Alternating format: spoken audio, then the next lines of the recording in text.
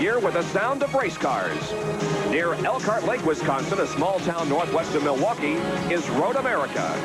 Today, the Indy cars are here, where Bobby Rahal has been very successful. He's leading the PPG standings with 129 points.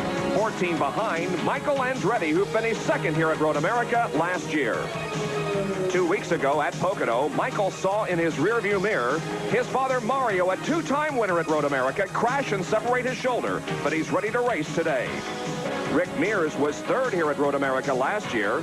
At Pocono, Rick broke a 2-year winless streak and took the checkered flags. Rick hopes to make it 2 wins in a row in today's race. Another heavy favorite today is Emerson Fittipaldi, last year's winner in the rain. Already this year, Emo has 2 road course victories.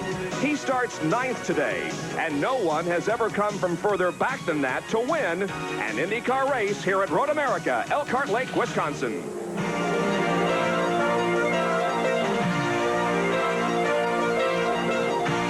ESPN, the world's leader in motorsports coverage, presents Speed World.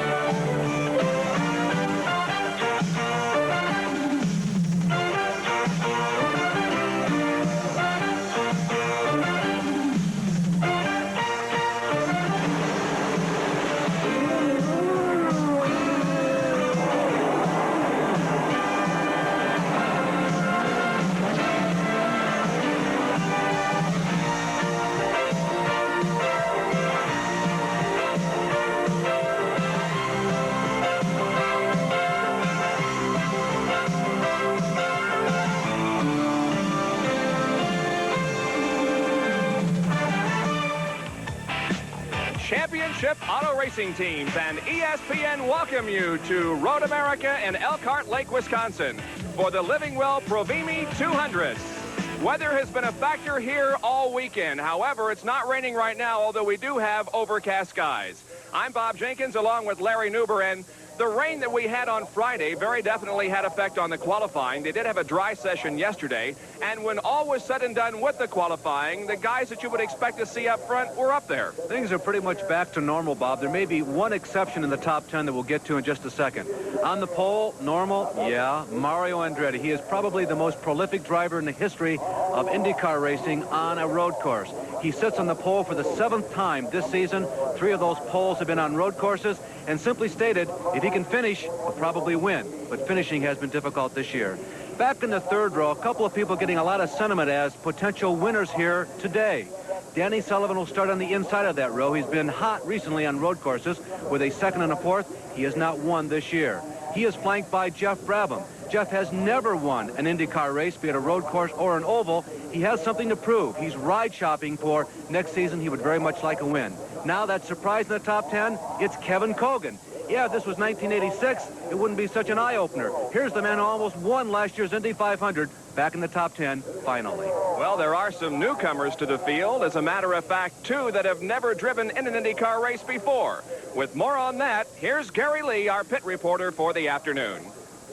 Thank you, Bob. Larry, good afternoon. We have a stellar field of fresh, young talent. In fact, of the 7 rookies we have here, 2, as you indicate, have never, ever driven an IndyCar before. This is one, Wally Dellenbach Jr. He is the former Trans Am champion. He is the son of the kart chief steward. But no nepotism here. He has earned his right to be here. He's starting in a Dick Simon car, number 22. Now, just in front of him is the green and white Skull Bandit. Now, just when these guys thought they had only 2 Andrettis to contend with, along comes young John. He is the son of Aldo, the nephew of Mario. He has this ride for the rest of this season and next year. Another driver making only his 2nd start is Didier Tays. He's starting at the back of the pack in his first ride back in the spring at Long Beach. He finished 7th. So I don't ever recall having this many rookies in the starting lineup, and it wouldn't surprise me if one finished in the top 5.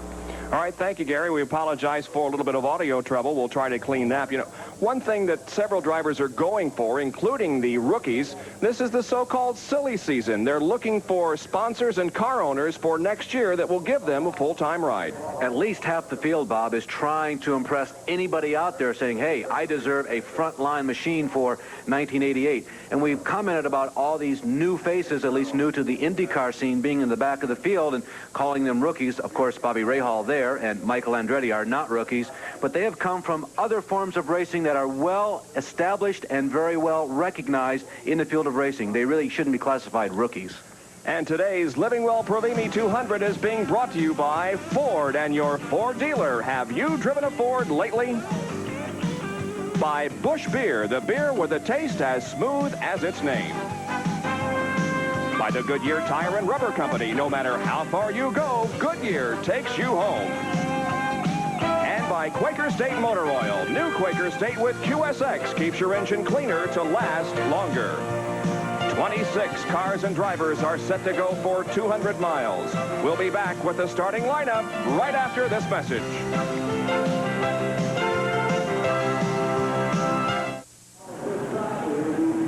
We're back at Road America in Elkhart Lake, Wisconsin, and a couple of minutes ago we had some reports from the backstretch that some moisture was beginning to fall. They have been predicting rain for today, but the last word we had with the Weather Bureau was that the showers were out of the area and there would be no rain, but apparently there is a little bit of moisture right now on the backstretch. And here is the starting lineup for today's 200-mile IndyCar race. On the pole will be Mario Andretti from Nazareth, Pennsylvania, his 6th pole of 1987, his 62nd of his career. He qualified at 127.788 miles an hour. Starting alongside Roberto Guerrero, he has completed more miles in kart competition this year than any other driver, speed 126.7. Going third will be Michael Andretti. He's completed more laps this year than any other driver. Starting fourth will be Bobby Rahal. 2 wins so far this year and is the current PPG points leader. Going in 5th starting position will be the 1985 pole winner here at Road America, Danny Sullivan. In 6th starting spot, Jeff Brabham coming off his best career finish ever 2 weeks ago, a 2nd at Pocono. Rick Mears will start in 7th position. He broke a 2-year losing streak with the win at Pocono a couple of weeks ago. In 8th position will be Al Unser Jr. He has won at least one IndyCar race since 1984, but none so far this year. Emerson Fittipaldi, the defending champion of this race, goes in 9th position. That race last year in the rain. Starting in 10th position is Kevin Kogan, coming off his best finish of the year at Pocono, a 9th. The 11th starter will be Derek Daly. He crashed yesterday in the late practice, but is ready to go today. And starting in 12th spot is Ari Lyondike. He's 6th in PPG points, the highest among non-race winners. The 13th starter will be Jose Le Garza.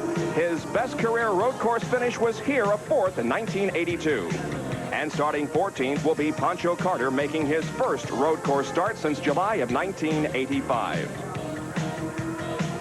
Then starting in row number 8 will be John Andretti in the Skull Bandit number 33 alongside Fabrizio Barbaza in car number 12. In the 9th row will be Wally Dallenbach Jr. in number 22 and Jeff Wood in 23. The 10th row consists of Randy Lewis in 24 and Scott Goodyear in 56.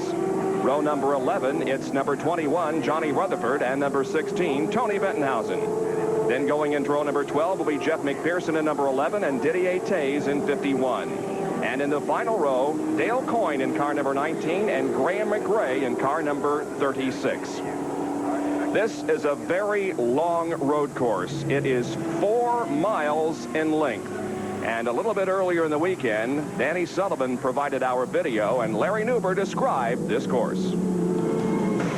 Nestled in the gently rolling countryside of south central Wisconsin, Road America is a favorite of IndyCar drivers. Champion Bobby Rahal simply calls it the greatest road racing circuit in the country. 1 lap around the 4 miles, courtesy of Danny Sullivan and his Miller American March.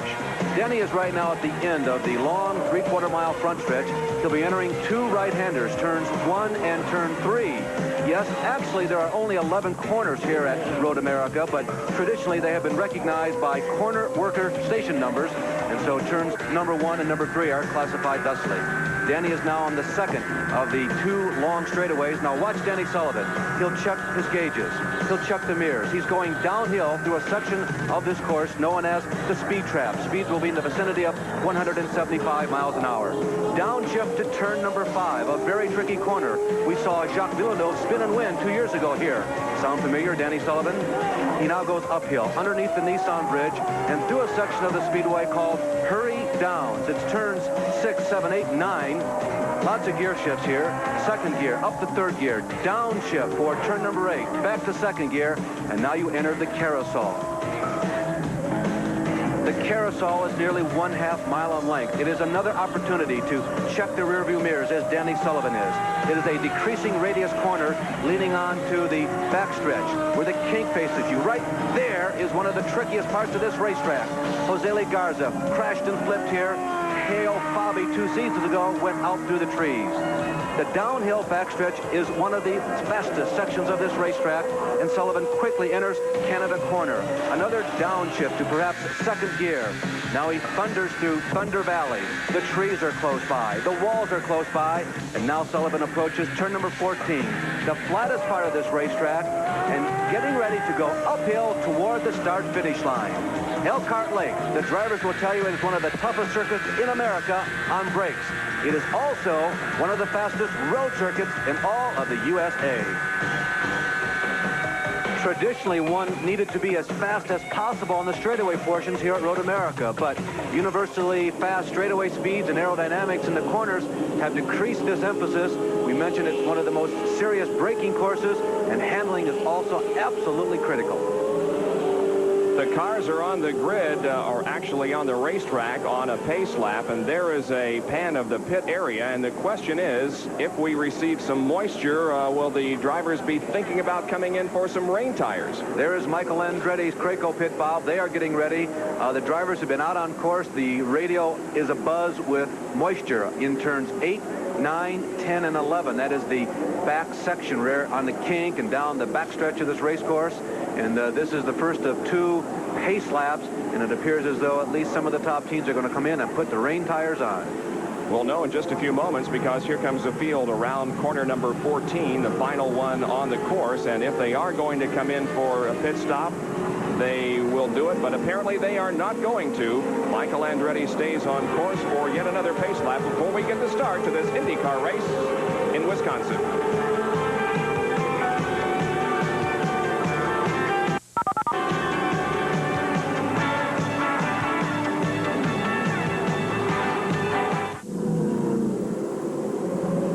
Is on its second pace lap. This time around, we should be getting the green flag for the start of this Living Well Probimi 200 here at Elkhart Lake, Wisconsin. Well, it's always important to notice the differential in speed between the qualifying and the final practice session late yesterday afternoon, and here is a comparison on some of the top drivers. Bob, you can see who has made the most gains. Emerson Fittipaldi jumped from 9th to 2nd quick. Kevin Cogan, some improvement, as Ari Leyendijk also improved. Mario Andretti qualified first, remained first. Now, that session, recall, is normally done on full loads of fuel, so that is usually the best indication of race speeds.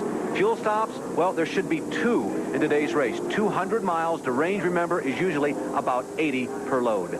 Moisture, rain in some parts of the track. Let's go to Gary Lee for a report on pit strategy at this point.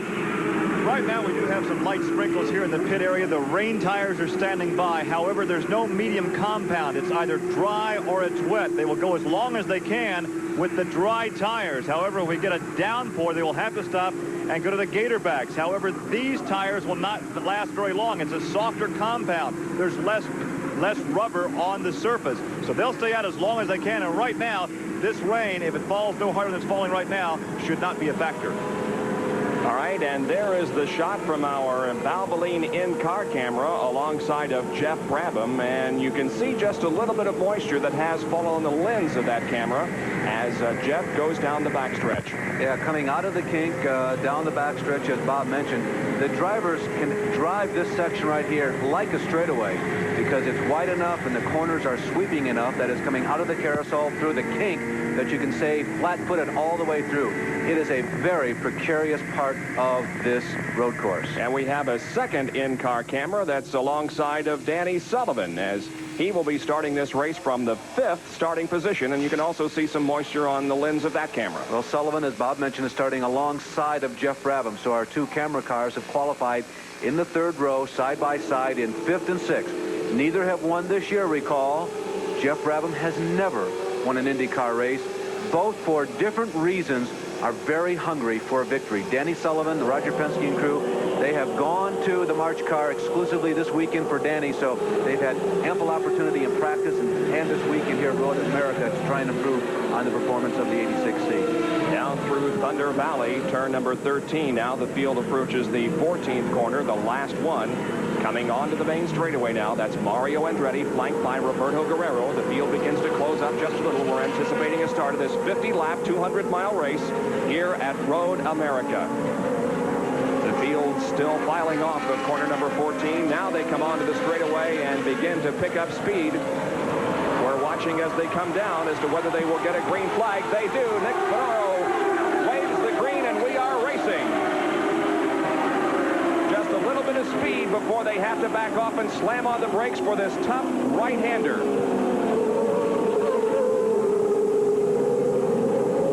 And it appears as if everybody is going to get through there okay. The Andrettis are up front, Mario and Michael, then Roberto Guerrero and Danny Sullivan. Michael was anticipating that start all the way down the bottom of the hill of turn number 14. You saw him creeping up behind his father. His father could see him in the rearview mirrors. Of course, Mario always ready to tromp on the pedal. As soon as that green flag even begins to flicker, there's Danny Sullivan making a move. Danny Sullivan in the Miller American Buick, and here comes Guerrero back. Guerrero has a line of Michael spinning. Michael spins off course while running second. He's going to lose several positions, but gets back into competition. So Danny Sullivan making a move for third at exactly the same time that Michael Andretti was spinning. And there is Danny Sullivan, who has now moved into second position. He's right behind the leader, Mario Andretti. Great in-car pictures from Danny Sullivan's car. Turn 6, 7, 8 coming up, now 9. This is the carousel. This is a decreasing radius corner. Remember, it feels like it's falling off. It has a tendency to throw you out of the seat coming around here. On the accelerator, all the way around. Now, here is down at the bottom of turn number 5. You can see Michael getting out of shape, fishtailing left and right. He looks like he has it gathered, but he gets off the course. He hits the loose dirt, puts the car into a spin. There goes Roberto, getting his position back from Sullivan. Now back up the hill, Danny Sullivan got by again. So Sullivan and Roberto traded positions twice there in the space of about 1 mile. And it's going to be interesting to watch Michael Andretti come back through the field and try to recapture the spot that he had before that spin in turn 5 on lap number 1. The field once again down through Thunder Valley. Now they're approaching corner number 14 onto the straightaway, and lap number 1 is about to be completed. Mario Andretti will lead lap number 1. Danny Sullivan runs in second position. We'll count them off as they come by us here in the broadcast booth. Running in third position is Roberto Guerrero. Fourth is Ray Hall. Fifth is Jeff Brabham. Sixth is Rick Mears. Seventh, Al Unser Jr. And then the Pat Patrick cars with Emerson Fittipaldi and Kevin Kogan. And they are really dicing for position out there. Teammates, Kevin Kogan and Emerson Fittipaldi. As there, Jeff Brabham is about to make a move on Bobby Rahal. Here, meanwhile, come the Pat Patrick cars. And right ahead of them is Rick Mears. That's Fittipaldi leading Kevin Kogan. R.A. Lyondike is the 5th car there in line on your picture. This is his home racetrack, and there is Michael Andretti, who's trying to make up ground. Watch for Michael to try and blast through that path. R.A. Lyondike and Al Unser Jr. once again into that corner, number 5, where Michael spun last lap, but this time things are okay. You can see the cars many times will get the right wheels off of the course. They're coming out of turn number 5. And it's been the scene of many accidents over the years. Once again, the Pat Patrick cars with Emerson Fittipaldi, the defending champion, and Kevin Kogan, who qualified very well for this race in 10th position at 124.3, about 3 miles an hour slower. Look at Michael Andretti go inside of R.A. Lyondike and pick up yet another spot. Turn 5, where Michael Andretti spun, recall that is not where we had the report of rain. That was up the hill a little further at turns 8, 9, 10, and 11, not down there at the bottom of the valley of the speed trap stretch where Michael spun. same spot where Jacques Villeneuve spun 2 years ago in the rain en route to his single IndyCar victory of his career. Michael Andretti is running right behind Al Unser Jr. Now he's alongside and will pick up 9th position. He'll make that 8th as Michael Andretti has now gotten back up to 8th position. He is driving hard out there to make up for the positions he lost during his spin. Remember that Michael is very much in the thick of it for the points battle. Right now it's between him and Bobby Rahal. You can see how much of the racetrack that Michael is using as we go back up front and look at Father Mario with Danny Sullivan continuing the trail. A lot of people are talking about Sullivan. There were some who earlier in the season said, gee, what's going wrong with Sullivan? Has he lost that edge he had like 2 years ago? There was one stretch that Sullivan was almost invincible on the road courses. It has been a car situation. Oh, and we have a Derek crash. Daly. Derek Daly has slid off course and into the sand, the gravel that is there purposely to slow the cars down. That's off turn 1, Bob. Before they come into contact with any kind of a barrier. Derek Daly had a similar problem yesterday during the late practice session. He went off course, and now here he is again. And when you get in that sand and gravel, it's almost impossible to get out of. The car is just mired down in it. There is Derek at the end of it after skidding off course. Of course, you get on the wet grass. The grass is wet. Because as Bob told you at the top of the show, a lot of rain this weekend. There's just no traction whatsoever. And it's kind of a blind corner, although everybody knows it's there. You're going uphill, and all you see is sky for most of the front stretch, and all of a sudden, surprise, there is the 90-degree right-hander, turn number 1. Derek Daly will seek help getting out of the gravel while Mario Andretti leads at Road America in Elkhart Lake, Wisconsin. Early stages of this 200-mile IndyCar race here at Road America. It is Mario Andretti leading by about a second and a half over Danny Sullivan. There they are right there. Now about 7 seconds behind Danny Sullivan is the third-place car, Jeff Brabham. In 4th is Rahal. 5th is Roberto Guerrero. And the word we get from his pit crew is that he may have a clutch slipping. 6th spot belongs to Emerson Fittipaldi. And 7th is Kevin Kogan. 8th is Rick Mears. Michael Andretti has fought back to 9th. And Ari Leyendijk is 10th. There is Roberto Guerrero in the True Value Hardware STP March. And again, the word was that his clutch is slipping. That's the reason that he's not up there with the top runners at this point. Roberto Guerrero, whose name was mentioned by some as perhaps moving on. No, that was only speculation. He is signed. He is firm in the Granatelli stable. They can see he has scored points now in most of the races this year. Remember, he had that win at Phoenix earlier this year when he started 22nd. Yeah, 22nd. That's the back of the pack.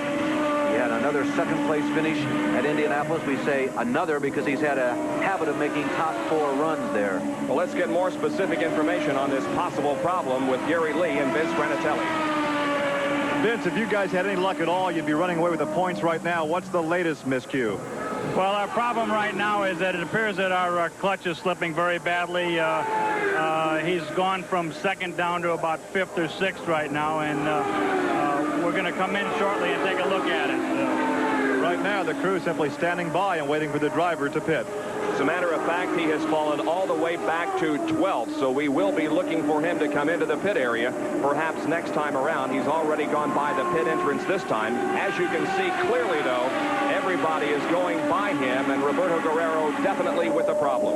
Bob, you know, you can shift these cars without the clutch, but for a classic road racer like Roberto Guerrero, it's particularly irritating because with the clutch, he can be incredibly precise, and without it, he simply cannot.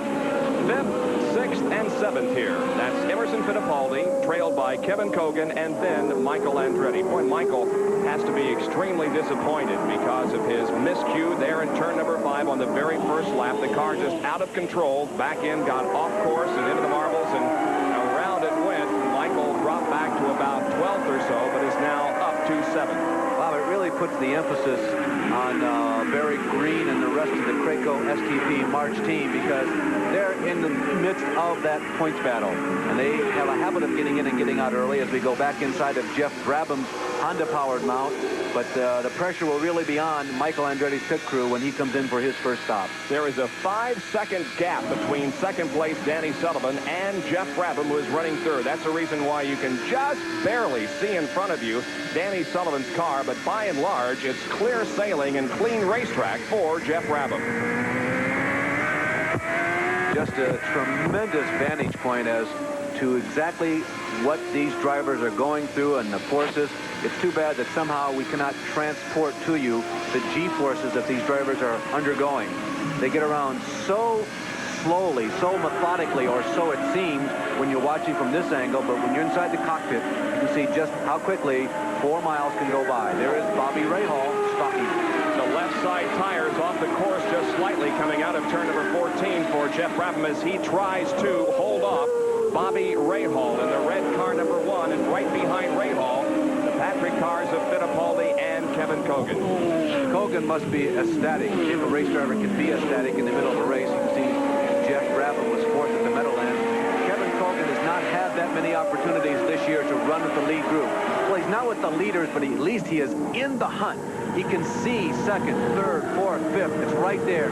He can see Michael Andretti that he knows his run up front most of the year this year. Here comes Emo, possibly. Nope, he has to brake going into corner number 5 and cannot pass Bobby Rahal for fourth. We'll see what happens now as they move up toward turns number 6, 7, and 8 and the carousel. Some good close racing here in the early stages of this 200-mile race at Elkhart Lake. And the interval between second and third between Danny Sullivan and Jeff Brabham, you can see, has closed up definitely. It's like Sullivan may have a problem also. It was about 5 seconds between second and third a few minutes ago, and now it's really closed up to only a few car lengths. But we are shaping up here for a classic for second, third, fourth, and fifth. You can see all those cars in your screen right there are together in the standings, and they are bunching up on the racetrack. And there is Michael Andretti still in pursuit, following Kevin Kogan down the backstretch. Here they come once again, Danny Sullivan, and now that battle between Jeff Brabham and Bobby Rahal. Lots of opportunities to pass on this racetrack. It's a nice, wide race course in many areas, and you do find an ample opportunity to pass. That is Danny Sullivan now right in front of Jeff Brabham. A few laps ago when we showed you the in-car, Sullivan was almost out of sight, but now is definitely within the vision of Jeff Brabham. Jeff Brabham, 4 miles, Road America. Uphill, he's well into fifth gear right now. He's accelerating. You can see mostly he sees sky. And here comes Emerson Fittipaldi to the inside of Rahal. Fittipaldi, Rahal is going to hold him off. Emo tried to make the move going into turn number 1, the tight right-hander, but Bobby Rahal, as he has been doing all race long, held off the challenge. But look how closely these cars are running together. And certainly one of the most impressive at this point, the guy we talked about in the opening, Kevin Kogan, may be back. Boy, he's staying right in there, Bobby. Really is. Kogan is that second Marlboro car in line. Here he comes again. Seems to be following Fittipaldi. Fittipaldi looks like he'll have the line this time on Rahal. Although Rahal has the inside on this left-hander coming up. No, not this time. But can Emo do the switch over, the switchback on him as they go back uphill? Bobby takes the lane away, but it leaves room for Kogan. Kogan moves up on Fittipaldi, and Fittipaldi blocks his teammate. The place to be is not on the outside of the race course going into turn number 5 where Emo was that time, and he's just got to position himself a little bit better to pass Bobby Rahal in that location.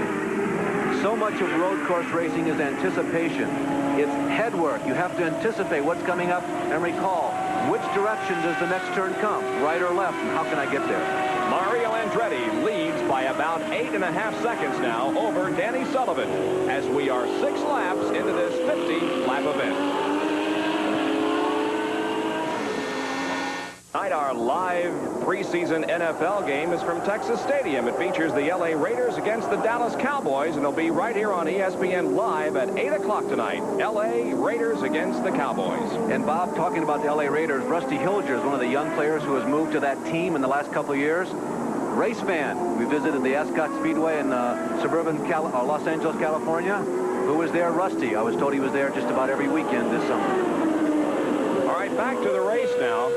We have 2 through 7 running right together on the racetrack. There is Emerson Fittipaldi, who is 5th. Kevin Kogan, 6th, and Michael Andretti, 7th. There is 3rd and 4th. Jeff Brabham and Bobby Rahal. Rahal still has not found the opportunity to pass Jeff Brabham. Now, a couple of cars slid off course. We saw Derek Daly go off, and Jeff McPherson has also gone off course, so those 2 cars are not in the race at the moment. Once again, Emerson Fittipaldi looking to the inside of Bobby Rahal. Bob, the report on Daly is that He says, apparently, he told the corner workers that he was squeezed off course and blocked from the route he wanted to take, and that is what caused his spin. And also more detail on the number 11 McPherson situation. Apparently, in going off course, he must have severed a cooling line because he has lost all coolant. Here goes Emerson Fittipaldi. But again, remember, Rahal got the line. That's right. You don't want to be outside going into corner number 5. Right there, you got to have the inside line. Although Emerson pulls alongside of Rahal just about every time they go through there, it's just not the line to make a pass. But a very good battle here. Kevin Cogan is sitting right behind his teammate Emo, watching all of this. Jeff Brabham is right ahead of Bobby Rahal. Putting a lap on Graham McRae. You know, the cars are only 80 inches wide, but right now Rahal's car must look 160 inches wide to Emerson Fittipaldi as he tries to get around. 20 cars are on the lead lap after the 8th circuit out of 50. And Mario Andretti has now a little over a 9-second lead. So the question is, Mario Andretti has been so tough this year in a lot of races, but just can't finish. And this is not quite as long a race as some of the others have been. He may be able to go all the way and win this one. Who knows? Jeff Brabham, then Bobby Rahal, Fittipaldi, there's Cogan, and right behind Cogan is Michael Andretti. Jeff Brabham with equaling his best career finish 2 weeks ago at Pocono on the oval in the Honda-powered car, came here this weekend with great hopes of being able to pull off a victory on the road course. There, of course, is Bobby Rahal, the current points leader in the PPG IndyCar World Series, looking for his second national championship in a row. There's Michael going through, and here comes Rick Mears. Over the hill, here comes the number 71 car of Arie Luyendyk, the blue and white car. He's passing the 36 car, Graham McRae. And also Fabrizio Barbaza in car number 12, the outstanding rookie from this year's Indianapolis 500. For that matter, the outstanding rookie of this year in the car season. There's Al Unser Jr. himself, once a very astounding rookie, trying to find the right combination around Fabrizio. Barbaza started 16th and is currently 10th. Emerson Fittipaldi continues to hound Bobby Rahal, looking for that slightest mistake, but Rahal is not prone to do that. Talking about Barbaza, the latest cart bulletin says that there was contact, slight contact, between car 10, that's Derek Daly, and car 12, Fabrizio Barbaza, sending Derek off into the P-patch. All right, we got 4 miles per lap. When can we expect the first series of pit stops? Well, think in terms of 80 miles and divide that by 4, you come up with about lap number 20. Now, a lot of the top runners probably can be expected to come in before that because they want as quick a read as they possibly can get on their fuel mileage. So we're almost ready for lap number 10, so we could be just about halfway now between the start of the race and the first series of pit stops. Gary? We may see some pit stops as early as lap 15 or lap 16. Now, you were talking earlier about Mario with the 9-second lead, the fact he started from the pole position. Keep in mind, the last 2 times Andretti started this race from the pole, he won back in 83 and 84. In fact, his pole position yesterday in qualifying, his 62nd of his career. Second on that all-time list is A.J. Foyt at 53. So if you like to bet a shilling or two on consistency from the pole position, Andretti could look good. Mario with almost a 9-second lead. Gary, the situation with Roberto Guerrero, did he ever come in for a pit stop? No, he hasn't. The crew, in fact, we are down here in this pit area right now. The Brain Trust, Mo Nunn, and Vince Granatelli on top of the tire cart watching for him to come in. It's really his call from the cockpit. He has decided it's not bad enough at this point to come in. He'll stay out as long as possible and perhaps will not pit until his scheduled stop. All right, he's kind of stabilized here in 12th position behind Fabrizio Barbaza and ahead of Pancho Carter. He isn't losing anything at this point, but an unfortunate situation for him with the slipping clutch. There is second place, Danny Sullivan. I think you're exactly right that Roberto is now back among the cars that he can run competitive with that limping machine. He's probably running about the same speed as they are right now, and it's unlikely that he'll slip back any further. Just a great battle here continuing between Jeff Brabham and Bobby Rahal, with Fittipaldi and Cogan looking on from behind. Bobby Rahal in the number 1 car, the red number 1, trying to pass Jeff Brabham. Now we go into some slower traffic. Jeff Brabham goes to the inside and passes Tony Bentonhausen as he stands on the accelerator and goes down the backstretch.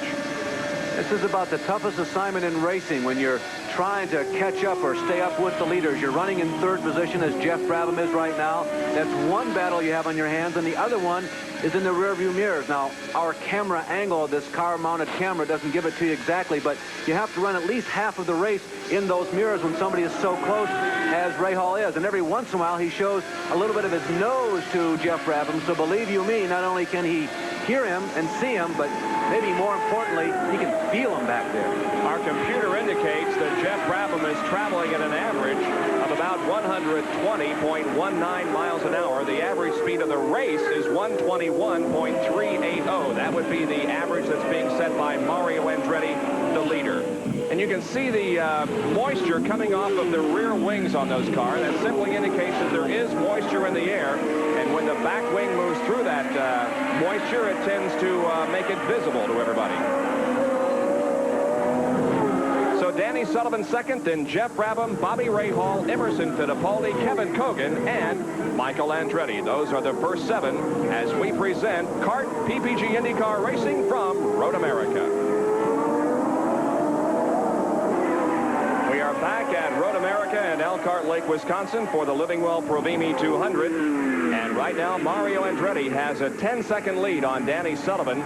With this battle for third raging on, it's Jeff Brabham in the blue and white car. Then Bobby Rahal right behind him. Emerson Fittipaldi trails Bobby Rahal, and then Kevin Kogan behind Emerson Fittipaldi.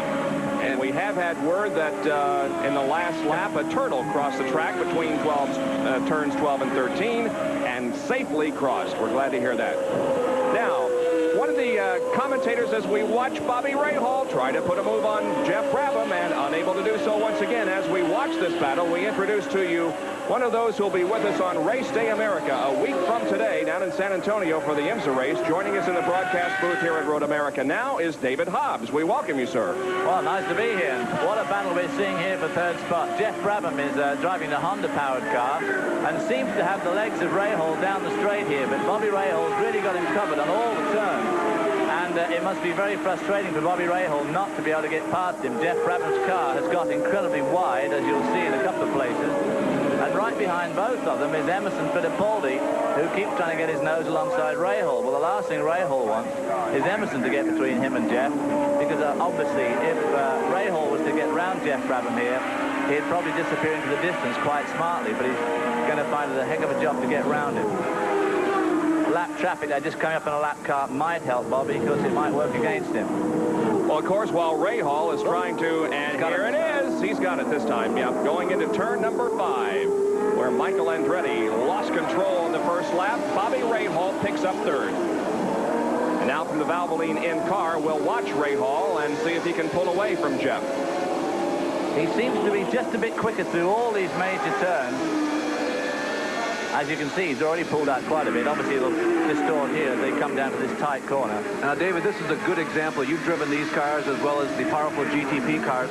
How the performance, the relative performance of these cars will change as the fuel tanks drain. You may be quick at the beginning of the race, but because of the shifting fuel load, as well as maybe you're abusing the tires, you will be slower than somebody you were quicker than in the first lap. Well, that's true. And obviously, at the start of the race, Rahal had some sort of not so much a problem, just sorting the car a little bit, and Jeff Brabham went brilliantly at the start of the race, picked off 4 or 5 people, got himself up to a really good third spot. But as the race progresses here, obviously Rahal's car is coming to life, as is Emerson Fittipaldi's and Kevin Kogan. They started back in the pack as well, but they picked up speed too. It's an interesting engine race we have here. Of course, Bobby Rahal and the Cosworth just blew by the Honda, and now the Honda and the Chevys are going at it. Yeah, of course, Mario Andretti's got the Chevy, and he's way out in front, along with the second-place car of Danny Sullivan. They both got Chev. Here's Emerson having a go now, also with a Chev. There's second place Danny Sullivan, third place Rahal, and now Emerson Fittipaldi passes Jeff Brabham, and Fittipaldi goes to fourth. Now Emerson really got Brabham on the straight then, so maybe that shows that the Chevy's just got a little bit more oomph than possibly Rahal's Cosworth. And as you'll Kogan is trying to ditto that performance. Kevin has been following teammate Fittipaldi since the green flag dropped. I think he'd like to remain in that posture, David. Kevin is trying to get by Brabham quicker, certainly, than what Bobby Rahal did, so he can follow Emo. That's true. Now, Emerson's pulled a bit of weight. Now, maybe, of course, we don't know. Jeff Brabham may, in fact, have a slight problem coming on, of course. Well, He was using a lot of road, I noticed, and using the edge in a lot of places, so maybe his tires are going up a little bit. Obviously, we don't know that. The aerodynamic setup on this circuit is very critical because you've got long straights, long fast straights, and relatively slow corners. And you need the aerodynamic to go around the corners, and you don't want it on the straight slowing you up. So it depends where you set your balance as to how you end up in the race.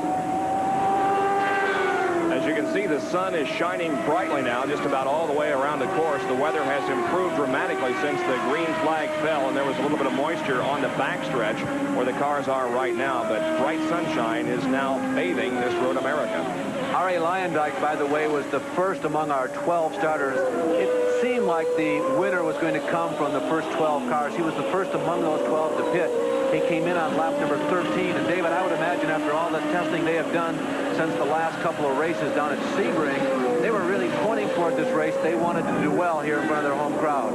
Harry Lyondike, of course, coming from Milwaukee, is kind of a local favorite, too.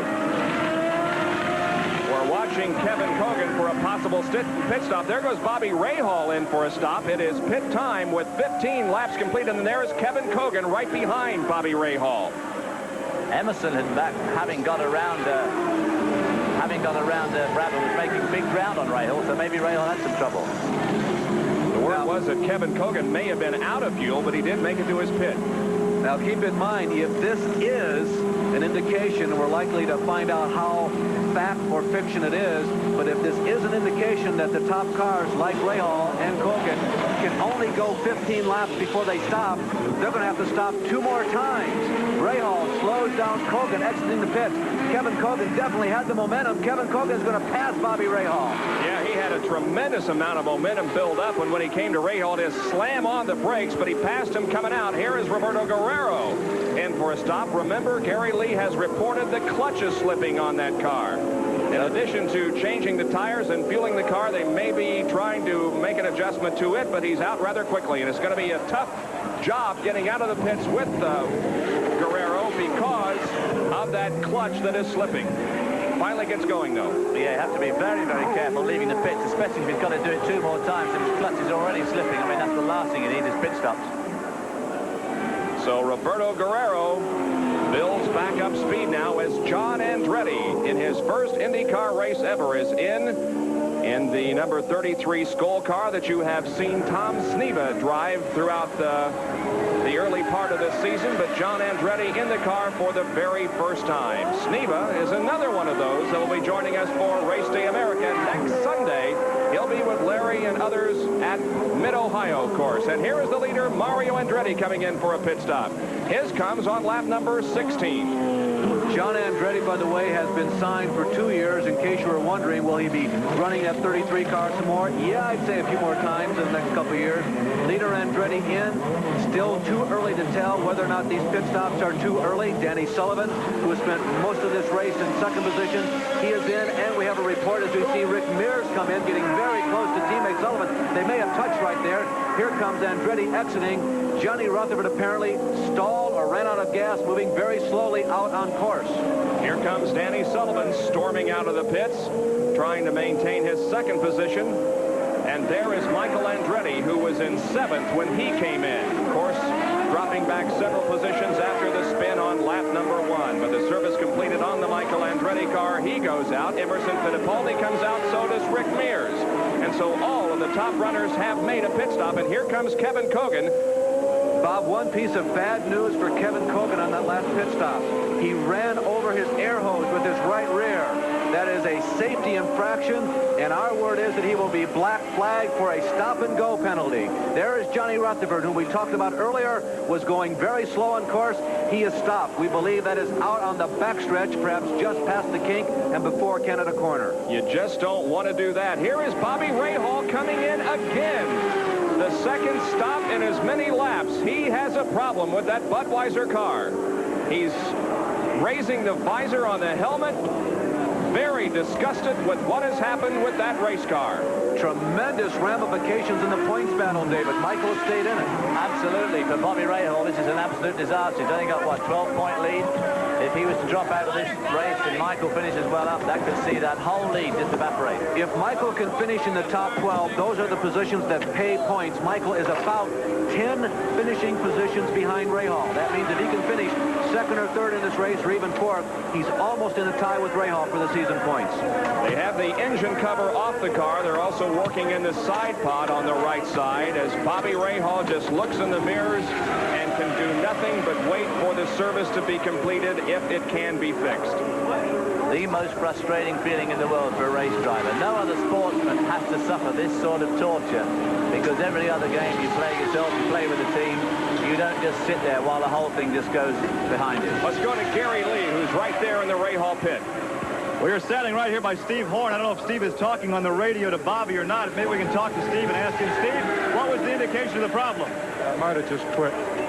There you hear it from the team manager. The motor just quit. So right now the drivers are looking at the crew members are looking at the ignition, the spark box. And right now there's a big question mark hanging over car number 1. And there's a big question mark hanging over Didier Tays also, as that car has also stalled, and one would consider the possibility of him also being out of fuel. And Road America is a place that you don't want to run out of fuel. If you're on an oval with high banks or whatever, you can coast to the pits, but when you run out of fuel here at Road America and you're on the back part of the race course, forget it. They're putting the pieces back on the Bobby Rahal car in a possible anticipation of his returning to the race, but it doesn't appear as if there is a whole lot of heated excitement there, as the work is continuing on the Bobby Rahal car. So Mario Andretti has made his first pit stop and is still in the lead by about 13 seconds over Danny Sullivan.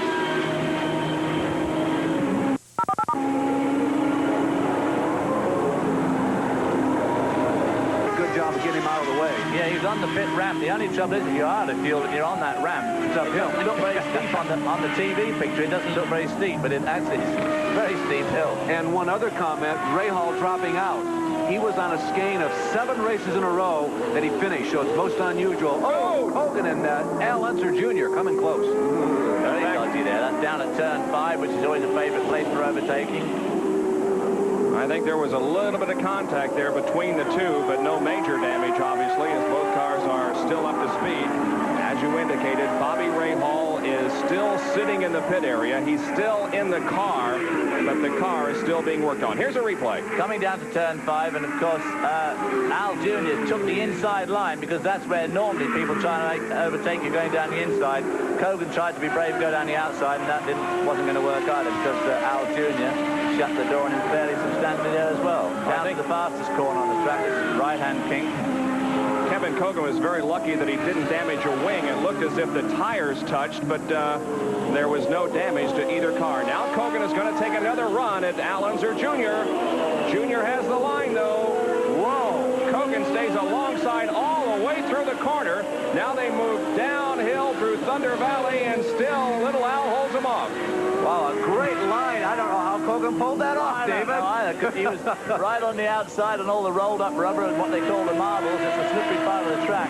But he managed to hang right in there. And of course, Al must have been thinking twice there, because that's where he broke his leg 2 years ago in that crash he had in the wet. In the heavy rain, yeah, that's Road America has not been kind to Al Unser Jr. Kogan is beginning to look like he's getting anxious. Is it over-anxiousness? He's setting him up to make a move, possibly coming out of the corner. But Al Unser Jr. blocks the way, at least momentarily. Kogan trying everything he can to gain the advantage on Al Unser Jr. Boy, a dicey moment at best for little Al. Very dicey there. These open-wheel cars, of course, you always run the risk that the wheels will touch and launch one of the cars. Here he goes again. Kogan, I think, is going to have him this time. Does he have the momentum build up? He doesn't have the line. No, he doesn't have the line. That's the trouble now. Again, it's corner number 5. You don't want to be on the outside, but Kogan hangs right in there, staying beside Al Unser Jr. Boy, this is stuff you just don't see at this racetrack normally. And meanwhile, Guerrero's moving up. David, where's the best place for Kevin to get him? What do you think? Well, the best place really is down at turn 5, but Al Unser has really got him covered there. And in the meantime, Guerrero's going to spoil the whole thing by overtaking. Oh, my goodness. Hogan. That'll make him even more mad. How about that? So the slipping clutch not creating any moments for Roberto Guerrero at this point in the race, as he has passed Kevin Kogan, and now Roberto Guerrero goes into ninth. The lead continues to be held by Mario Andretti. It's still about a 15-second lead, and Mario has led all 21 laps of the 50. And now it is Guerrero making the challenge to Al Unser Jr. Oil valve that was leaking from Danny Sullivan, the 56 car. Scott Goodyear. Of Scott Goodyear. The Genesee beer wagon is off. There he is. He has made, well, apparently it's an engine problem. A lot of backstretch. A lot of smoke coming from the Scott Goodyear car, and Danny Sullivan is in the pits, and the Miller-led crew talking it over, trying to ascertain what's wrong with that car. But fluid was reportedly dropping, and they black flagged him. Well, a whole lot of work going on there. It must be a fairly substantial amount of fluid, too, for them to stay that long. Very often, it's just spraying out. When they come in, they have a quick look at it, and they say, okay, that's okay. But obviously, in their opinion, this is not okay, whatever it is. He must be very disappointed, David, because based on their performance at the last 2 road courses and sticking for a change with the March chassis for the last 3 weeks or so, I think they felt they had a good chance to win today with that. Well, I tell you, the way he started off the race today, I thought he'd mistaken his glamour pills, just go faster pills. I mean, he really was going fast to start with. Bob, we've got one other report that Pancho Carter has spun off course, hitting speed bumps in the process. He is back underway again, but he has damaged the nose cone as the leader, Mario Andretti, approaches another Andretti. Who's this one, Bob? His nephew, John.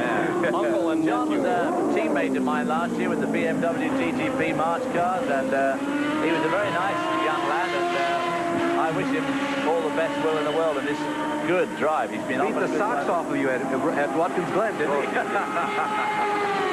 We just made him look good. We just help him. Mario makes quick work of young John, passing him easily between turns 13 and 14. Mario continues to lead now with more than a 20-second lead on Emerson Fittipaldi. As Danny Sullivan sits in the pits, Emerson Fittipaldi picks up second position. Rick Mears will go to third. Then Michael Andretti, Jeff Brabham, Ari Leyendijk, Roberto Guerrero, Al Unser Jr., Kevin Kogan, and Fabrizio Barbaza. And the Budweiser car has just been pushed behind pit wall, so that's Bobby Rahall's race run. So now all attention's got to turn on to Mike Andretti to see where he can finish in the race. We're looking for second place Emerson Fittipaldi. Again, about a 20-second interval. He'll be popping out from behind those trees. There he is, last year's winner of this event, which was run in heavy, and I want to emphasize heavy rain. Danny Sullivan has moved back out onto the course, so he's back in competition after having given up second. And Bobby Rahal, as David reported, is behind the wall. I'll tell you, the string on the kite between first and second place is long and appears to be getting longer. Remember at the top of the show, we said Mario Andretti, if he can finish, he'll probably win. That's been the task this year, finishing. Gary Lee is in the pits with Chuck Sprague of Danny Sullivan's crew. Chuck, a nice run to that point for Danny. What's the problem? Where was the spray coming from? Well, we lost the fitting out of the side of the gearbox that retains the filter screen. And when it came in, the screen was hanging out the side, and it leaked quite a bit of oil. So we got a piece off the spare car, put it all back together. We're just hoping we haven't lost too much oil that it's going to hurt the gearbox. Right now, Danny is back in competition. He is back in competition in 11th, Gary, and we will keep an eye on him to see whether or not sufficient amount of fluid oil leaked out of that car to cause problems later on. As far as out of the race are concerned, Jeff McPherson and Bobby Rahal are both out, but everybody else is still out there in competition. It's time to comment, perhaps, think about some of the previous winners here at Elkhart Lake since the Indy cars returned here in 1982. Because primarily of that fuel situation, as we continue to watch the progress of Danny Sullivan, there have been a couple of surprise winners here. I guess you'd call Hector Rebaque, who led only one lap in 1982, a surprise. In 1985, Jacques Villeneuve won, but Mario Andretti has won twice here in 1983 and 84, races that he dominated. The in-car camera with Jeff Brabham, and will stay on the in-car while David Hobbs takes us around Road America. Well, that looks like turn 1 to me, which is a pretty fast third-gear corner over this little crest down to turn 2, which has a sort of double apex approach to it. But you really want to make sure you get into that apex there like he did. Use all the road on the width because this is the back straight, probably the fastest point of the track. The road starts to drop away here, and we make a bit of a run down to turn 5. There's quite a sudden drop away here. Braking absolutely essential here. Turn 5, again, you've got to make a good apex because you want to get up this hill pretty smartly in case anybody's alongside you. Up into turn 6 under the Nissan bridge. A tight left here. Tight left. You understeer a lot out to the outside of the road, but you want to get back to the left to make sure this right-hand sweep is good for you. Because as you come down to turn 7 here, which is a tight left-hander, people are inclined to get inside you and hold you out, as we saw Guerrero do earlier. Now coming up to the carousel. This is a long corner. Okay, Jeff comes in early there and hugs the inside line all the way around. Some people go out late and come back to this point. Now from here on, it's just about flat out. This is the right-hand kink, the fastest corner in the track, where Davy Jones had such a horrendous crash last year. Gives him a wave as he goes by. That's pretty casual, I think. Rick Mears. This is the back straight, so-called Kettle Moraine straight. As you can see, it's not very straight. This is Canada corner, right-hander. Uphill here. The road meanders here, sweeps right, sweeps left. Pretty nasty left under this bridge. Use up all the road, come out to the edge, up to turn 14. This is where the stripe is for the timing lights. And there you're faced with the long uphill, quite steeply uphill, front stretch in front of the grandstands, in front of us, in front of the biggest part of the crowd. Gee, that looks like an easy job, David. No problem at all. We're riding with Jeff Brabham, who is 4th in the serial scoring right now, as Rick Mears has come in for a stop. We're at the halfway point of this race now. We suspicion that something might be wrong with Rick Mears because Jeff was able to pass him rather easily as we were in the in-car there on the backstretch, and sure enough, Rick Mears is in for a stop. Gary, what's the problem? Well, right now, obviously, it's not routine, but they're only changing the tires, topping off the fuel. There's a conversation right now from a crew member and Rick in the cockpit, but they're not working on the Chevrolet engine. It's simply a change of tire. They top off the fuel, but the engine is dead. The car is now back off the jacks, and now they go to the rear bonnet. They're about to take the bonnet off, so obviously an ignition or an engine problem in car number 8. Tough luck for Roger Penske. Both of his cars in for work in the pit area. There is Bobby Rahal, who has already dropped out of this competition. But Mario Andretti is still very much in command, leading Emerson Fittipaldi and Michael Andretti. After we've completed 26 laps, just past the halfway point, and here is our Napa mid-race recap. At the halfway point, Andretti was the leader. He had led all 25 circuits, and the margin over Emerson Fittipaldi was 18.31 seconds. We have 10 cars on the lead lap, only one leader, and 20 cars remain in competition. Cars out of the race include Derek Daly, Jeff McPherson, Johnny Rutherford, Scott Goodyear. Also dropping out, Graham McRae, and the most recent, Bobby Rahal. Well, let's go down to Gary Lee, who is in the pit area, with a conversation with Derek Daly. Well, here is our sometimes ESPN colleague, and we talked earlier today about how long you wanted to stay out there, maybe talk to me in victory lane, and obviously it's a wide racetrack, but at some point it can get very, very narrow. What happened?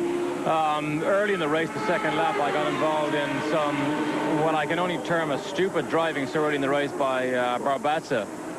He made a mistake coming off the last turn, and up the straight I was a lot quicker than he was, and he blocked me along the straight, so I went outside him, and I don't think he even saw me there because he just drove me right off the track before we even got into the braking area. You mentioned a conversation with Wally. Obviously, you mean Wally Dallenbach, the chief steward. Did you go to him and complain about some rough driving? I did, because the Rayner Garage Door team comes here and puts on a very professional effort, and we, I suppose, expect other teams to do the same thing, and to do such an unprofessional thing so early in the race, at a track like this, I would expect something like that in the last lap of the race, not on the second lap. So I felt it was necessary to tell Wally, who basically controls what the drivers do, because it's a dangerous situation to put other drivers into, to have stuff like that going on the track. All right, there you have it. Confrontation early and a very disappointed Derek Daly. Derek and others will be at Middle Ohio Sports Car Course next Sunday, and it'll be part of our ESPN Race Day America. This is the best battle on the racetrack. Michael Andretti is third, Jeff Brabham fourth. And they're having a pretty good old go together, and they also just whistled past Rick Mears, so whatever they did to Rick Mears' car in the pits obviously didn't do a heck of a lot for it, unfortunately, for Rick. Rick has dropped back to 11th and, of course, did lose a lap when he came in for the extra stop. You know, we talked about the significance as Jeff Brabham, dirt tracks out of, what are we up to, about turn number 6 there? The significance of Bobby Rahal dropping out. Well, right now, Michael Andretti is running in third position despite that first lap spin. Should he finish in third position in this race, the points deadlock, 129 each. There's the Valvoline race cam once again with Jeff Brabham as he is chasing Michael Andretti, and Michael now opening up a little bit of racetrack between himself and Jeff in fourth. Going down that curvy back straight again, just Michael looks like a bit of a dot on the horizon of the race cam, but he's actually a lot quicker and closer than he looks because they're both basically in that corner together. But obviously, it doesn't matter how far they are in front. As long as they're in front, it's getting around them that's the big problem. David, going down that backstretch section of the course through what is known as the kink, it weaves back and forth, and you're going about 160, 170 miles an hour. It must seem infinitely narrow. It seems very narrow. Of course, it's very wooded down there. And especially in IMSA racing, the Camel GT racing, which I'm more familiar with, you have a lot more traffic than these guys have got to contend with, and you have all sorts of medium-speed cars meandering down that back Closing speed. Yeah, oh. taking up a lot of road. But these guys obviously have the tracks themselves, but it's a difficult place to pass down there. And there is Tony Bettenhausen, who has spun off course. Pretty difficult to tell whether he has made contact, but at least he is off of the racetrack. Tony Bettenhausen in the number 16. I'm not sure, but I think that's down at the kink, isn't it? Yeah, down toward Canada Corner. Between the kink and Canada Corner, yeah. Oh, no, it's before the kink. Yeah, it's a very fast part of the road to go, losing it. Mario Andretti flashing by, continuing the lead. Comment about Tony Bettenhausen's crew chief for this week. How many of you out there remember 1964 and the great crash at Indianapolis and a driver getting out of his car and stumbling to the infield amidst flames? Ronnie Duman? Well, his son lives about 50 yards from the site of that crash just across Georgetown Road. His son, Rick, chief mechanic this weekend on Tony Bettenhausen's machine. Andretti completes the 29th lap and still has about a 16-second lead over Emerson Fittipaldi. We'll be right back.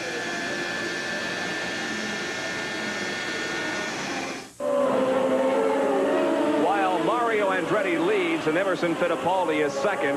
This battle between Michael Andretti and Jeff Brabham is for third place. And it has been a great race in the last few laps as Jeff Brabham once again turning in an excellent performance just like he did on the 2.5-mile tri-oval at Pocono a couple of weeks ago. Yeah, and a couple of pit notes as we watch this battle. We'll keep you updated on this. Kevin Cogan has sputtered. Well, I don't know if he sputtered. It looked like it was dead. Here comes Jeff Brabham. No. This time, no. Kevin Cogan, as we were commenting, is out of the race. He pulled off at turn number 5. The Super B champion of 1986, Didier Tays, running his second IndyCar race of his career. He is out with clutch problems, and the problem with Rick Mears, in case you missed it, a gear shift lever broke off. That was the reason for the long pit stop of Rick Mears. Something you can do with around here is a gear shift lever. If you haven't got one, it makes life very boring. It's rather difficult to maneuver, particularly up there 7, 8, 9, and 10. Absolutely, yeah. 30 laps have been completed. We should be seeing the second series of pit stops within the next 2 or 3 laps. There is Roberto Guerrero, and don't forget he has a clutch problem, and it's difficult for him to get that car rolling after it stops. With some help from crew members, he is rolling again, and Guerrero becomes the first to make a second pit stop as we watch Michael Andretti and Jeff Brabham still battling for third. A couple of comments about the pit stops. Again, we'll watch this battle. Everybody's going 15 or 16 laps, it seems. If somebody could just stretch it to lap number 35, we are up to lap 31 right now. They might be able to go the distance on one more stop, but if they come in before lap 35, everybody's got to stop again. How about the Honda engine? Well, what lap did Jeff pit the first time round? Well, 16, I believe. Let's see. Jeff Brabham came in on lap 16, Bob. You're absolutely right. So if he could get like one more lap out of it this time, 17 laps up to lap 33, theoretically, he could go the distance, getting 17 laps out of a tank. Of course, that first pit stop is what tells you your real exact fuel consumption for the race on race day and in race conditions too. So who knows? He might be able to squeeze another lap. He just lost a little bit of ground there to Mike Andretti. Oh, He may have run out of slows. Just at the pit entrance, he was going too fast to come into the pits, and Michael Andretti is slowing on the racetrack. It's too early to say whether he ran out of fuel, but one would think that. Wow. There's your expert commentator just saying that Jeff Brabham had lost a bit of ground to Mike Andretti, and now Mike has lost it all. So the crew comes to retrieve him. Now, one comment, Bob and David. Michael has the advantage of being like the second pit from the end right here, so he does not have to go all the way down the hill. He's only got to back up 2 pits in order to get back to his pit. Yeah, I'm not sure what the kart rule is on a thing like this. Are they allowed to push you back down pit lane, or? We're checking with John Evenson, the Director of Public Relations, who is with us here. Now, the crew can run up to Michael and pull him back, correct? Okay, and Pancho Carter is off course. Now, the ruling on Michael is, as we look at Pancho, some front end damage. Yeah, there is some. Remember, he had gone off course earlier before, got a curb. That was the cause of that. The track crew will pull Michael Andretti back to the very end of pit road where Michael's crew is waiting for him. Michael's crew will then take over. They can back the car back into the pits, refuel. If that is indeed the problem, then shove Michael off. Okay. Gary Lee is there. Well, at first we thought they were going to push him on into the paddock area, but they pushed on back the car in reverse, now being pushed back to the individual Craco pit area. The crew now will go to work on the car once in that area. And the speculation, well, what? Did he run out of fuel? A mechanical problem at this point, we don't know. We'll move from our vantage point here toward the pit exit back to the Michael Andretti pit. All right, the crew is working on it, but it appears to be something other than fuel. If it were just fuel, they'd be electrics, maybe? They'd be putting the refueling mechanism in and getting him right out, but that is not the case at all. And there is the front end damage on the Pancho Carter Hardy's machine. Of course, that's one thing about kart cars and Camel GTB cars, is that unlike NASCAR, those good old boys, you can't just go using the grass at will, because these cars are so low, the ground clearance is so low that you really just stick your neck out if you ever get off the track. I suppose the only person here who's breathing a sigh of relief at the sight of Michael Andretti in the pits, of course, is Bobby Rahal, who might now come out of the motorhome and give us an interview. His whole afternoon would have changed, wouldn't it? Yes, there's it would. Mario continuing to lead and passing slower cars out there. Randy Lewis, and 32 laps have been completed, and we should see Andretti and the others coming in very shortly for a pit stop. Once again, let's go to Gary. We have repositioned our vantage point now to directly about 5 feet away from the Craco number 18 car. They are changing the spark box. It is in the right side pod of this March. So apparently that was the problem, the spark box. They're changing that. We understand, though, Michael's dad, Mario, is making his second pit stop. So we'll move down there to call that one. Mario is coming in. His pit just ahead of son Michael's. Crew going to work. It looks like a routine pit stop as tires are being changed on the left side and the right side, and fuel is being pumped into the car. The clock is ticking at 9, 10, 11 seconds. Fuel still going in, and there is Emerson Fittipaldi, who is running second, who may have run out of fuel. Everybody seems to be stretching it. Well, I guess I shouldn't say that. It wasn't fuel, Michael Andretti, but certainly Emo appears to have stretched it just a little too far. Looked like the bottom of that ramp going uphill to the pits. It was a 19-second stop for Mario Andretti. He's back out. Michael is also back in the race. Here comes Jeff Brabham, second place, in for what should be, well, possibly his final stop. This is lap number 33. Let's note a couple of things. Remember how difficult it's been for the Haas-Newman team with Mario at the wheel to finish races? Is Brabham poised for his first win ever in his career? Mario looks very strong today, but he looks strong in Indianapolis too. Jeff in a hurry to get out. Has he stalled it? I think he must have stalled it. They're pushing the car to get it restarted. It fired. And he's going again. Raises the hand in. Thanks, guys. Yeah. Flips down the visor and begins to pick up speed as he goes down pit road. Jeff Brabham out back onto the racetrack. I see the rescue truck went out just in front of Jeff Brabham a few moments ago, so I don't know whether it's gone to pick up Pancho Carter's car or if somebody else is stuck off the track. There we see him going through turn 1 on his cold tires. There's the emergency vehicle going down towards turn 2. Jeff just be a little bit off the pace on his first lap as he warms up his new set of tires. There we see Emerson Fittipaldi. You can see how hot his tires are, but all that junk that's been picked up on the tires and the grass there. And it's not the bottom of the pit ramp. Speculation, Bob and David. Listen to this. Mario pitted on lap 16. His second pit stop was lap 33, meaning he got 17 laps out of it. We are 17 laps from the finish. He will go all the way. If he's unchallenged, he might stop. And little Al there, something's happened to his back wing there, or the fence on the end of the wing. He'd have to stop and have that fixed. Al Unser Jr. is third. You can see the damage there in the rear wing on the left side, flapping in the breeze as he comes around. Mario Andretti had the better pit stop of Jeff Brabham. Even with the stall, Jeff Brabham came in and out of the pits in about 20 seconds, and Mario had a 19.3 second pit stop. Al Unser Jr. looking for his first win of 1987. Back to the Andretti situation as we watch little Al, David. What do you think? Will Mario try to go the distance, try and eke 17 laps out of this last load? Well, I guess they'll find out just how much fuel they put in on that particular stop. If he's got the lead he's got now, I would have thought he'd be safe at a stop. A real quick stop. But any stop is always dangerous, of course. Mario Andretti leads now over Jeff Brabham. Al Unser Jr. Roberto Guerrero has come back to fourth despite a clutch problem, and Ari Luyendyk is running fifth as we're live in Elkhart Lake, Wisconsin.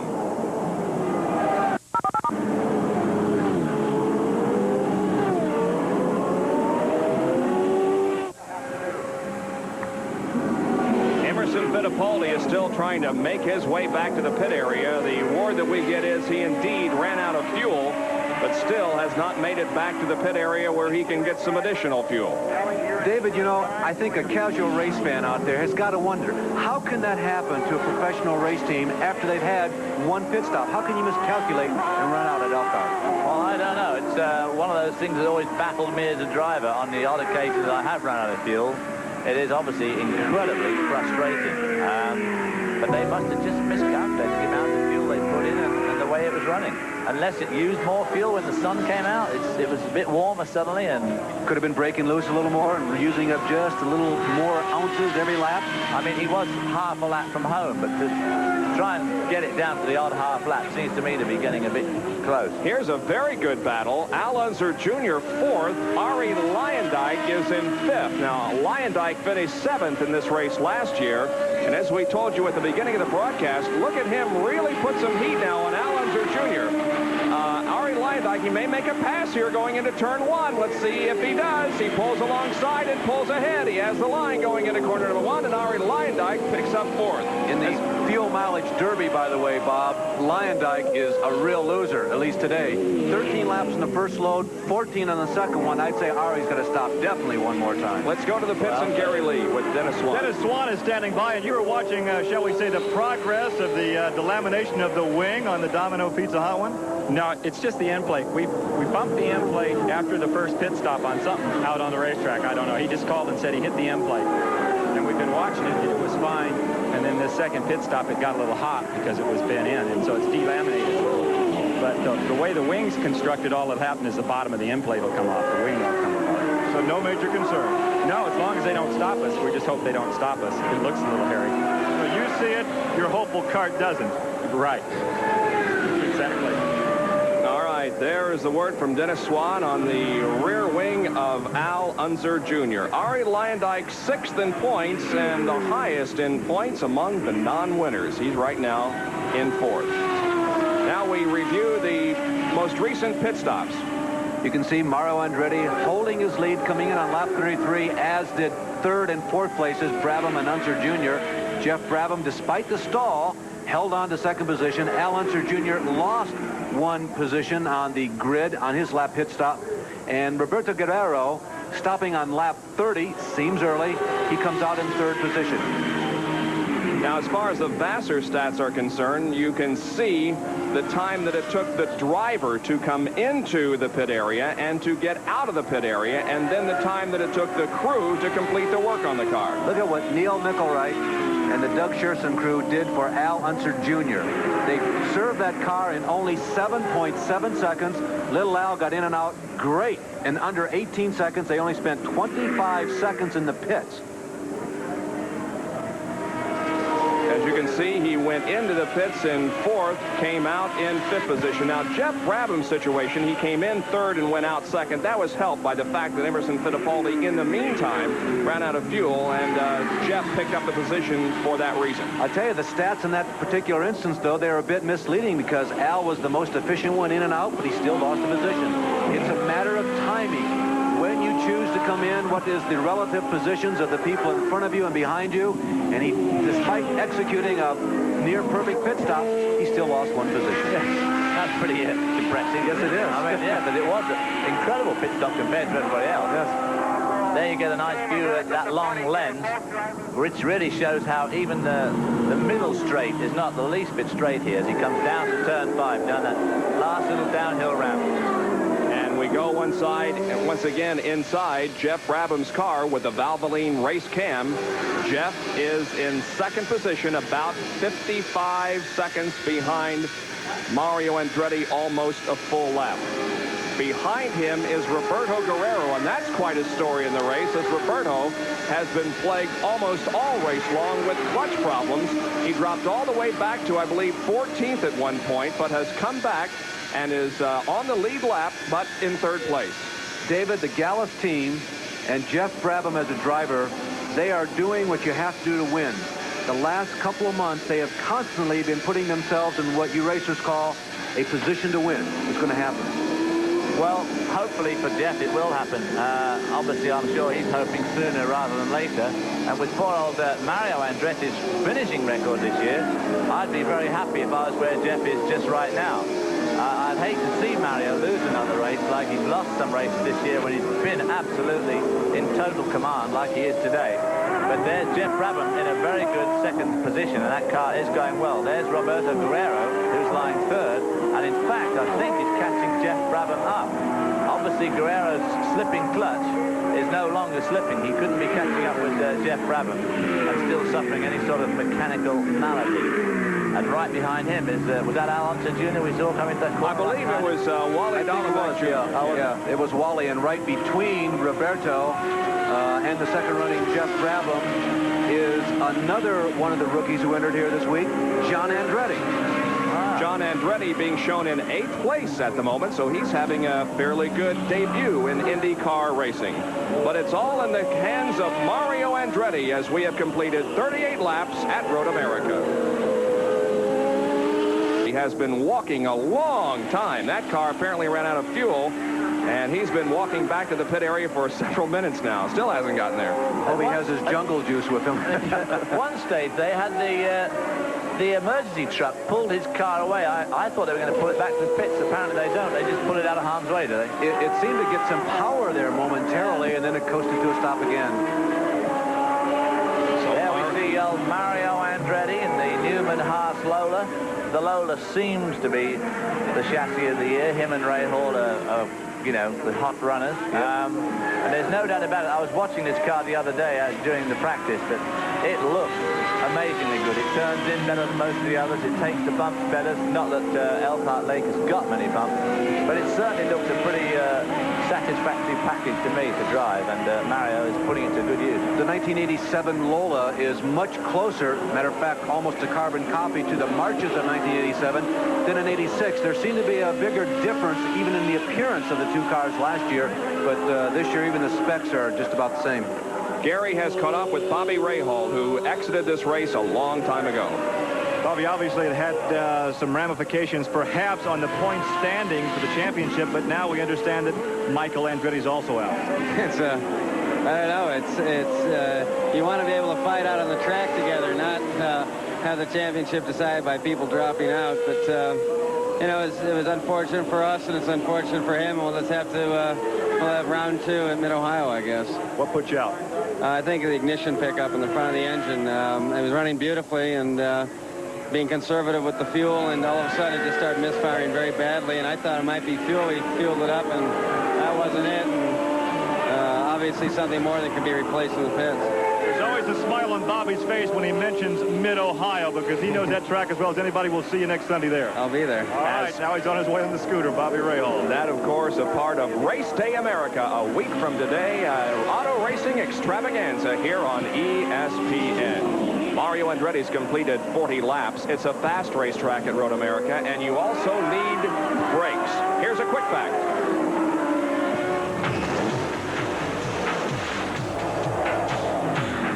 Quick facts are brought to you by New Quaker State with QSX. Keeps your engine cleaner to last longer. At the length of 4 miles, Elkhart Lake is by far the longest race course the Indy cars contest an event on. It's very fast, but it has some very tight, slow turns, which is very taxing on the brakes. It's imperative to keep the brakes cool. Now, in the world of high-tech motorsports, the principle here is very simple. We use air scoops, both front and rear. It collects the air, directs it down to the rotors, and keeps the brakes cool. Well, that's one of those things that this course is particularly hard on brakes. If you can see Mario there coming into Canada corner, I think, where you use them very, very hard. There's about 5 really, really hard braking spots on this track, and it's one of the tougher courses on brakes, and obviously cooling is a very big part of it. We have less than 10 laps to go. Mario Andretti has led every circuit so far. Is he on his way to victory? We'll find out in a moment. Elkhart Lake, Wisconsin, where Mario Andretti leads. This is the second and third position battle, and it's Jeff Brabham running second, and Roberto Guerrero, who has battled back from a couple of problems to be positioned very close to Jeff Brabham in second. Well, Roberto has had a pretty mixed weekend. He qualified a very stout second place to Mario Andretti, although he was a full second off the pace. But as soon as the green flag dropped, he was in problems, and he slipped right back down the field to about 12th or 14th at one stage. And he had a slipping clutch, which is not the best thing in the world to have in a race car, but he has really fought back and made up a lot of ground on Jeff Brabham in the last few laps. But time's running out now. He's got, what, 8 or 9 to go to try and put Jeff away for second spot.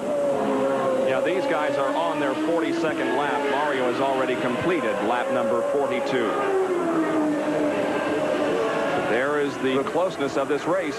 Roberto Guerrero is also in it for points, and I'll tell you, he is the number 3 man in points. He stands alone with 79 points, and if he could pick up 12 or 14 points, that would really help him out in the season point standings. But both Rahal and Michael Andretti dropped out. Now Guerrero slowing as he goes down the front stretch that time. Clutch slipping again. You could hear it as he went by here. Yeah, he tried to make a shift coming uphill. You go from second gear down at the bottom of the hill, David, third, fourth, fifth, as quick as you can. And fifth, the shift into fifth gear comes here just before the start-finish line, and it's slipping. That's definitely slipping badly. He might have over-revved it this time, too.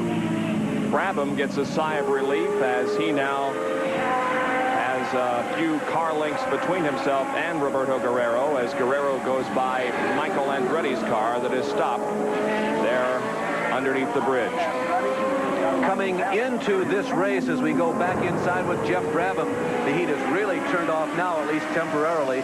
Going into this race, the positions 4th, 5th, 6th, and 7th in points were separated by just 10 points. It's a virtual tie at this point of the season. Only 7 points to be precise separate or make that 7th position separated 4th, 5th, and 6th, and 7th. They were Emerson Fittipaldi out of the race, Mario Andretti, the man right there on your screen, leading, R.A. Lyondike still in the race, Al Unser Jr. still in the race. Well, Mario has won this race twice from the pole position. If he should win today, it will be his 3rd clean sweep of the season. That is a pole position and a win. Let's go to Gary Lee. We had a chance to confer with the Andretti pit crew about strategy and will it take a splash and go. Right now, it really is in the hands of the driver because he has an onboard light that will indicate when the fuel is low. They practiced with that yesterday to see just how far he could go once that light starts to flicker or once the light starts to stay on. There is some concern now. He may have to stop, but they hope he has enough fuel on board once that light goes on or once it starts to flicker. He'll complete that lap, come in, a splash and go. He has a large enough lead. It should take him on to victory lane. Also recall that Mario Andretti is driving hurt. Now, not in the same context as a football player might play hurt, but it might be. He has that separated shoulder from the Pocono crash. He also has a history, however, of performing well when he is injured. In 1984 at Mid-Ohio, he was involved in a skiing accident about a week before the race. He qualified in the pole, and he won driving with broken ribs. In 1985, with broken ribs from a motorcycle fall, he qualified for the pole at the Meadowlands, was knocked out of that race by Bobby Rahal and in contact out on the course. So Andretti appears to be just as good a racer, maybe a tad better. Now, that couldn't be possible, is it, David, when he's hurt? Well, it seems hard to believe. There's another guy who's hurting in a moment, Roberto Guerrero, making his last stop and very gingerly pulling that car out of the pit. Well, we have been told by kart officials that they are looking at Jeff Brabham for possible smoke and spray from the rear of that car. There is Jeff with the Valvoline in-car camera. They're going to continue to watch this situation for a little while longer, but there are reports from kart observers that there may be some smoke and spray coming from this race car. In second, the 4 miles of Road America. The top of the show, we told you that Bobby Rahal calls this simply the greatest road racing circuit in the country. And he has a lot of sentiment among his fellow kart drivers, people like Derek Daly, Jose Le Garza, Roberto Guerrero, and even heard Rick Mears espousing the virtues of Road America. Spray from Jeff Brabham? We're looking for it. Can you see anything, Dave? Yes. Oh, yes, there is a bit of smoke coming out from just right underneath the gearbox. unfortunately, it's going to mean a black flag for Jeff Brabham, running in second position. What a disappointment. Yeah, you can just see it coming right out the middle of the car, low. Oh, there it is, there. Nick Venoro has the black flag ready, and he indeed does display it to Jeff Brabham. Tough break. We'll be back at Road America after this.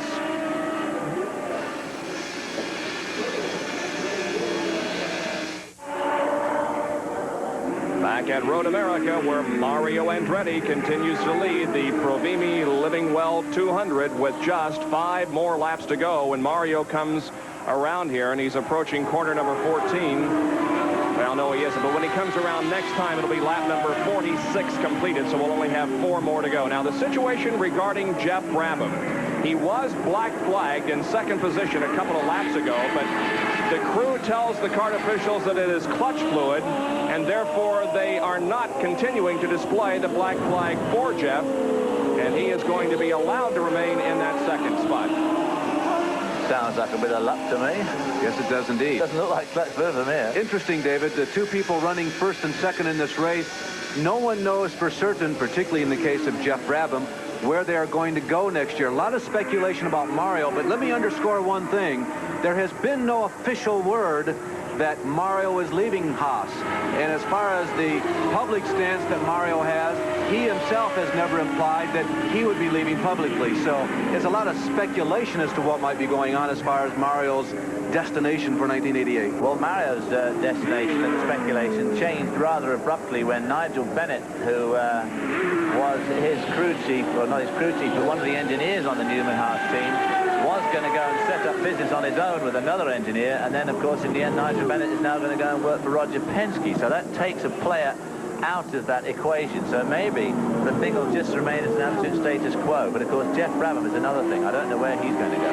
Yeah, there are a couple of other people that, you know, have been in the news. There was all the talk about Danny Sullivan. Everybody said, well, Sullivan is talking to a lot of teams. He must be going somewhere. Not true. He signed for a long-term contract, so he will be with Penske and Miller. Raul Boesel is getting a lot of attention in the kart pits. A lot of people seem to be interested in Raul's services for next year. He's been racing in Europe and winning this year. We mentioned earlier in this broadcast that Mike Curb signed John Andretti for 2 years. And for me, the biggest lightning that has struck so far in the last month, and I kind of grin when I think about it, was Rick Gallis signing Al Unser Jr. All that talk about where he might be going and all the exotic places he might end up, and what's he do? He signs and goes back home. Goes back home, and of course puts Jeff McPherson and Jeff Brabham out of a drive, because that's going to be a one-car team, and so that puts 2 drivers on the open market there. And I believe that Kevin Cogan is not going to be driving for the Marlboro car anymore, as Emerson Fittipaldi's team, the Pat 16 decided to go to one-car effort also. And at Indianapolis this week, enter a new player into the game, James Garner. Yes, Hollywood's James Garner with Larry Cahill will be fielding a new Indianapolis car for next year. Seems to be a little question as to whether or not that will be for Indianapolis only, as we watch Al Unser Jr. still flapping his wings. If that will be for Indianapolis only or for the entire season, no word as to who the driver might be. So Al Unser Jr. is still in third spot and on the same lap as Mario Andretti, but a considerable distance behind. There's Al Unser Jr.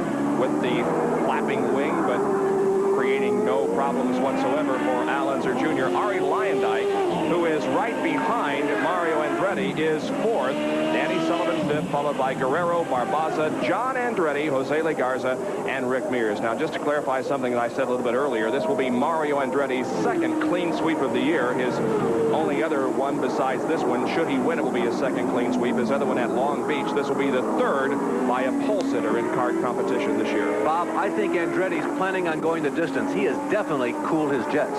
Oh, he's slowed up a lot. He passed Arie about 5 laps ago and pulled away a little bit, but then obviously decided to pull the plug a little bit, slowed up quite a bit. Arie re-caught him up, and I guess Mario's just hoping that, well, there he lets him go. I mean, the best thing he could do is get him out of the way, because it's horrible having him hovering around behind him. If he was planning on stopping, he'd be at full song, trying to get as much of a lead as he could, and then duck into the pits for a quick splash. He's staying out. Of course, the worst thing that can happen is that having slowed up like this, lost a lot of ground to Jeff Brabham, then his little light comes on with 2 laps to go, then he's really going to be wondering now, should I stop now? Now I'm only sort of 30 seconds in front instead of a minute, which he was not long ago. Well, let's continue to watch this, because this race is not over by any means. 47 laps completed, but the question is, will there be a fuel problem with some of these top runners? Right now, Mario has about a 47-second lead on Jeff Brabham, so he could come in for a stop without losing the lead theoretically, but he may not have to. Andretti, as far as points, he had, by the way, 63 going into this weekend's competition. He got the 1 point for the pole, so should he get 20 points for the win here, his total would be 85 and put him into 4th position, picking up a total of 22 points today. He'd still be some 40 points behind leader Rahal, but darn sight better than it was going into today's race. Absolutely, yeah. If Mario wins, it'll be his 49th career victory and his 20th on a road course. The white flag is coming up, and Andretti is coming into the pits. No, I thought that was the pit road he was going up. He was going so slow, and it was an uphill section of the course. At least it appeared, the camera made it look that way. But it's Andretti out nursing his Lola around. Unquestionably, though, the car is not running nearly as fast as it was a while ago. Mario's just taking it easy out there. Once again, in second position is Jeff Brabham. Jeff Brabham is coming through turn 1, as we've just seen. Mario's going to turn 6. He's about 42 seconds behind. So there is, you know, I mean, Mario could come in the pits if he wanted to on this, which will be his last. This is his...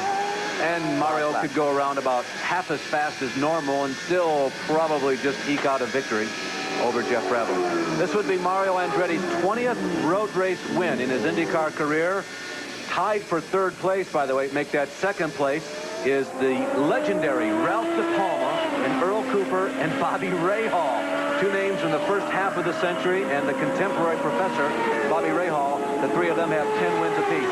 Al Unser Jr. is in the top 10 of all-time wins on an Indianapolis car road course. He has 4, and that ties him for 9th officially. And there we see Al Jr. going through turn 1. He's a long way down on the leader. He must be getting on for 3/4 of a lap. Here is Mario. Let's go to Gary Lee quickly. We understand there are 4 gallons of fuel on the pit side tank. They are ready for him to stop. Tyler Alexander called Billy Camphausen over and said, can I have enough guys to push him? But apparently he's gone on by the pit entrance. He's going to stay out. White flag is falling for Mario Andretti. This is his final lap around. Does he have enough fuel to go the entire distance? Don't go away. Well, we commented after a 2nd pit stop, David, that if they're calculating just right, they stopped after having gone 17 laps. There were 17 laps to go in the race. Now, Mario seems to to have saved a significant amount of fuel the last 3 laps, so it should be a cakewalk. I think generally his last stint, the last 17 laps, will run at a less fierce pace than that middle 17 anyway, so he should have saved quite a bit of fuel, and if he could do 17 laps for his second stop, he certainly should be able to do it. 18 on this stop. Yeah. Now, we should be able to see his red light on at that location, and we did not, so I think he's probably got enough to go here. He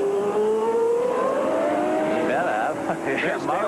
Dale Coyne is still in the race. And through turn 6, 7, 8, 9, and 10.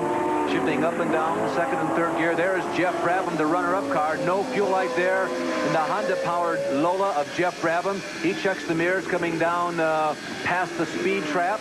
Jeff Brabham in one of the fastest parts of this racetrack. 175-mile-an-hour plus speeds right there. Progress on Mario Andretti right now going around the carousel, going past the very dangerous kink coming up here. It's a right-hander. He squeezes through. You can see the skid marks. It's almost like looking at Teo Fabi 3 years ago going out through the trees.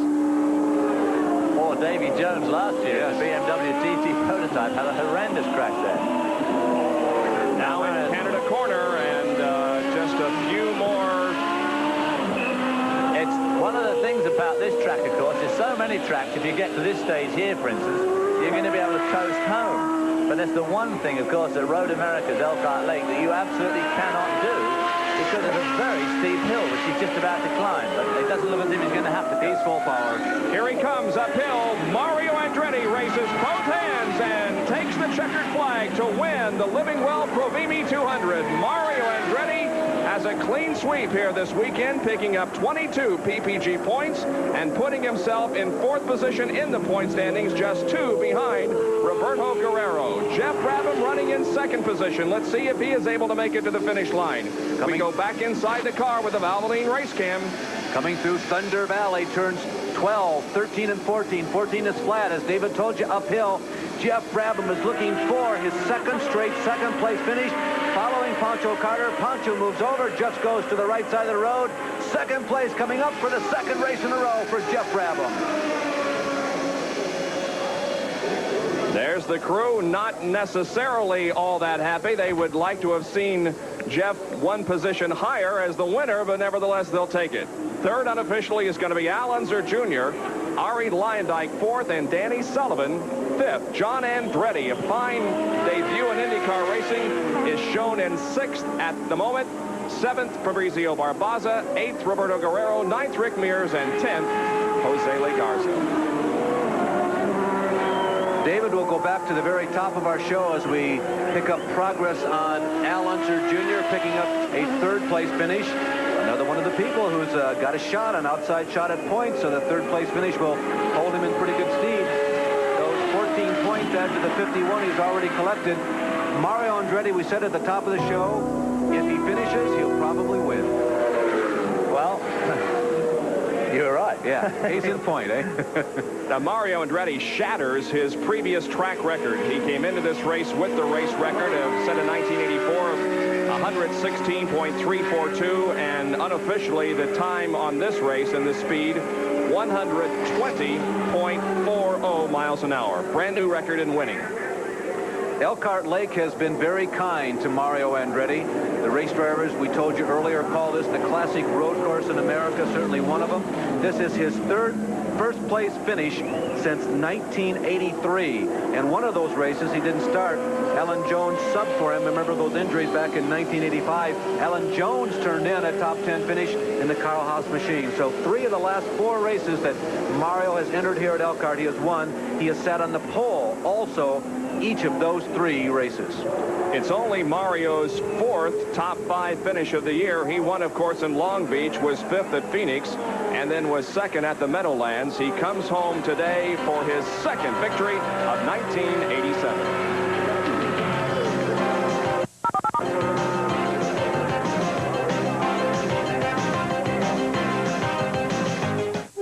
Second win of the season. Let's go to Victory Lane and Gary Lee.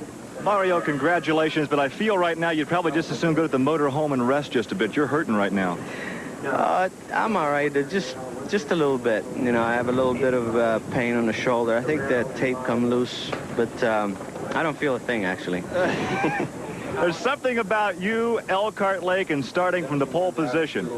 Well, it worked. The car has just been magnificent the whole weekend. It was just superb to drive. I don't know when I had a better car, perfect car. I was able to conserve fuel when I needed to and still maintain the lead. So those are the races you dream about. I've had a few, but this ranks right at the very top. I don't know if you keep tabs on records, but I understand this will tie you with Bobby Rahal for the most wins in the 80s with 16. Well, that sounds good.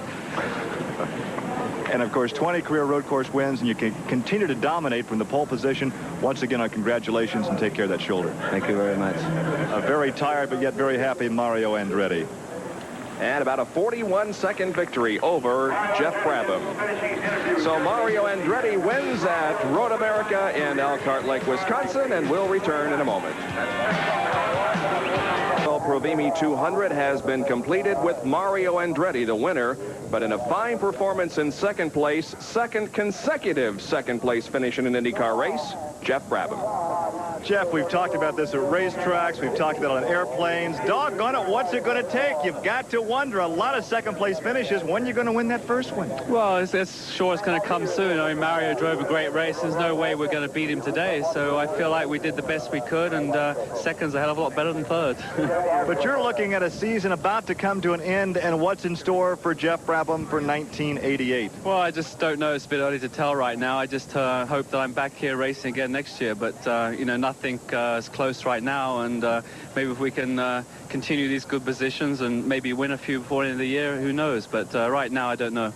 But you have found in the team some consistency mechanically you didn't have earlier in the year. No, definitely. Well, we were always fairly reliable most of the year, but you know, Tony Cicali and the guys are really has really helped, and the guys are really rallied around him. And you know, there's a lot of enthusiasm on the team right now. We feel like we can go to any type of racetrack and run up front, and you know, one day with a little bit of luck, maybe we'll win one of these things. There are a lot of folks pulling for this guy right here to see him #1 in victory lane. Nice ride. Well, thanks, and maybe next time.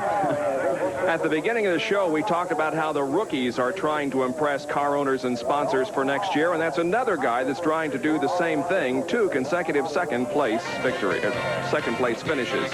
There are the current point standings in the CART PPG IndyCar World Series. Back right after this.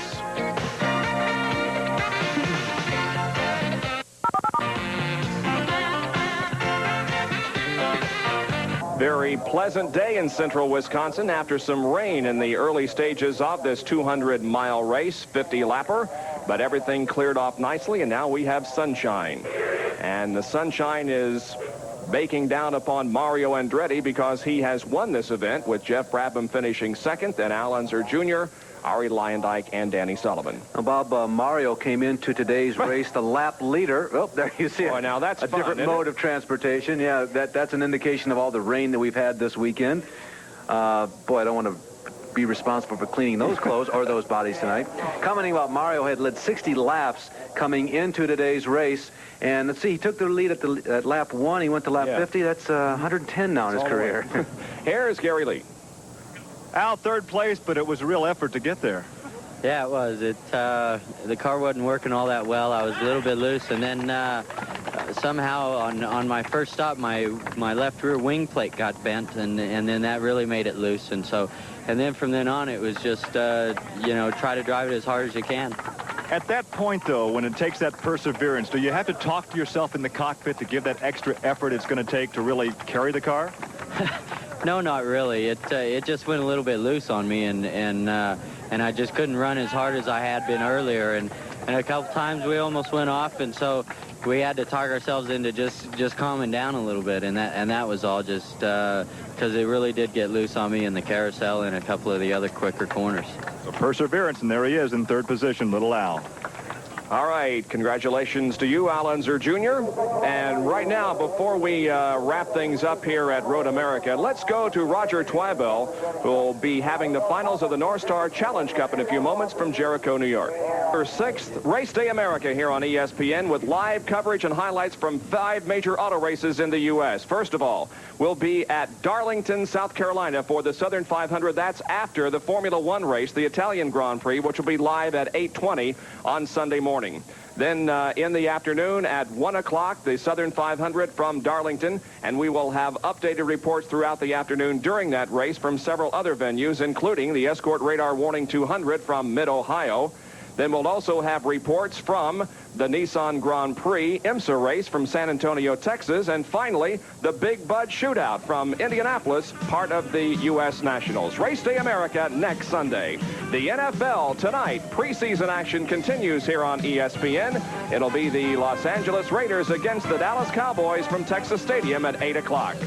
Today's Living Well Provimi 200 has been brought to you by the Robert Bosch Corporation, makers of Bosch Platinum, the ultimate spark plug. By Quaker State Motor Oil. New Quaker State with QSX keeps your engine cleaner to last longer. And by Busch Beer, the beer with a taste as smooth as its name. Vassar stats are provided by Golden Rule Insurance, the leader in major medical coverage. ESPN's Race Cam from Valvoline Oil Company. This is Bob Jenkins. So long, everyone.